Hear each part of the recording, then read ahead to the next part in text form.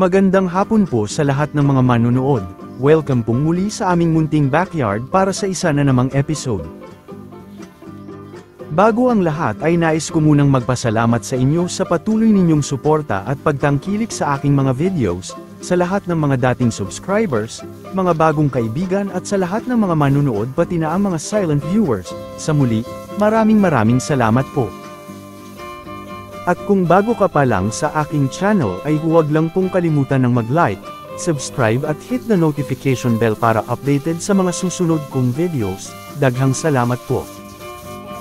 Sa sinundan na video o isang araw ang lumipas nang magbigay kami ng pampalandi na gamot na Gonadin 250 ay nakikitaan na ng pamumula at pamamaga sa kanyang ari. Mahigit isang buwan at kalahati ang lumipas nang hindi naglandi ang inahin na ito kaya nagpasya na kaming bigyan ng naturang gamot. Dahil kung pababayaan ay baka malugi tayo sa pagkain at hindi nagiging productive ang mama pig.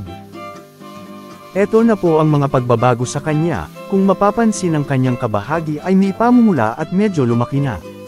Hinihintay din po namin kung magkakaroon siya ng discharge dahil wala pa ito sa mga oras na ito. Ang makikita lang natin ay ang pamumula at swelling sa kanyang ari.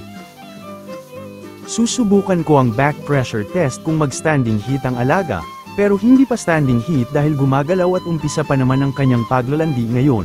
Titingnan natin bukas o sa susunod na mga araw kung hindi na siya papalag.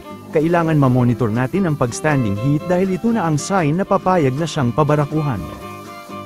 Napaka-effective talaga ng Gonadin dahil tumalab agad at naglandi ang inahin isang araw lang ang lumipas. Based naman po sa aming karanasan sa mga nagdaang mga inahin ay madalas mag-standing heat sila sa ika-4 o 5 araw simula ng pagbigay ng Gonadin. Subukan kong muli ang back pressure test pero masyadong mag-alaw pa. Ginagawa ko lang po ito para magkaroon tayo ng comparison kung mag-standing heat na sa susunod na mga araw. Antabayanan na lang po muna natin ang mga susunod na ganap. Update naman sa iba pang mga alaga, itong dalawa ay mga anak ng naunang inahin na nasa mahigit 2.5 months since birth. Kung napanood ang aking mga previous episodes ay ang isa sa kanila ay nagkaroon ng matinding galis at aming ginamot, makikita po ninyo na gumaling na at makinis na rin ang kanyang balat.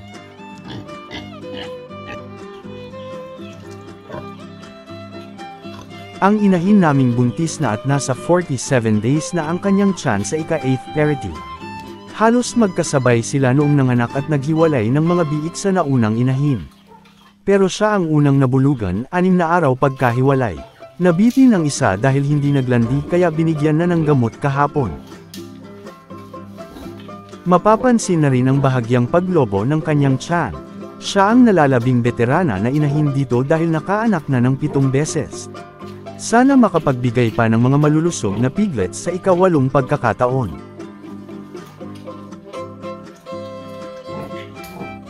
Ang inyong natunghayan ay base lamang sa aming pamamaraan at experiences bilang backyard raiser. Maaaring hindi angkop ang aming pamamaraan sa ibang mga nag-aalaga. Dito na po magtatapos ang aking video. Sana ay inyong nagustuhan at may nakuhang mga simpleng kaalaman sa aking munting ibinahagi. Hanggang sa muli, daghang salamat sa inyong oras sa panonood at happy farming po mga kaibigan.